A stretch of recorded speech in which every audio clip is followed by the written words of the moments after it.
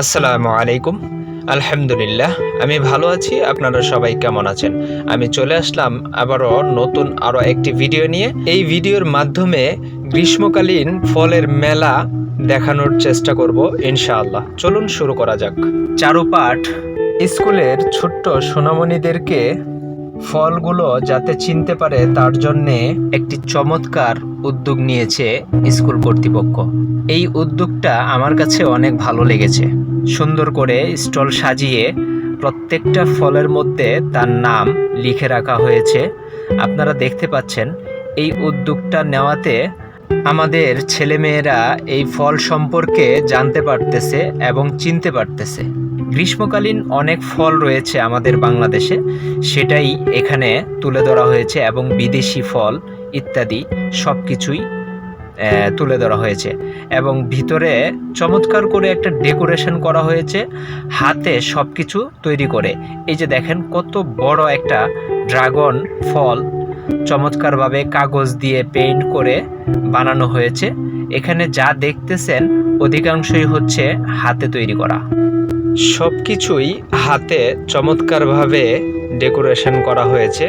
এখানে আমি যদি আরও দেখানোর চেষ্টা করি, আপনারা দেখেন প্রত্যেকটা জিনিস কিন্তু আর্ট পেপারের উপরে কালার পেন্সিল দিয়ে চমৎকারভাবে আর্টগুলা করা হয়েছে। এই কার্টুন বলেন, ফল বলেন ইত্যাদি যা দেখা যাচ্ছে, গাছের ছবি, এখানে সব কিছুই হাতের ছোঁয়ায় এত চমৎকারভাবে ফুটিয়ে তোলা হয়েছে যা এক কথায় অসাধারণ।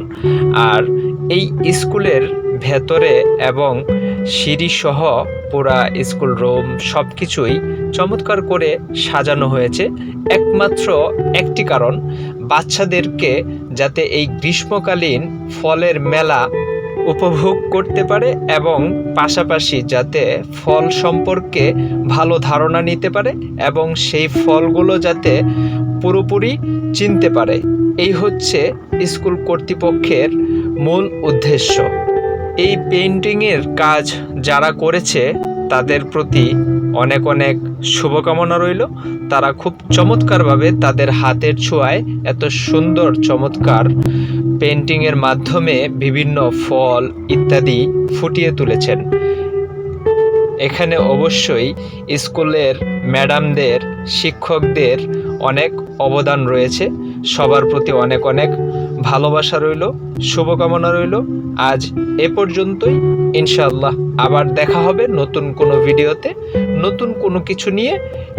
সবার জন্য দোয়া এবং ভালোবাসা রেখে আজকের মতো এখানেই বিদায় নিচ্ছি। সবাই ভালো থাকবেন। আল্লাহ হাফেজ।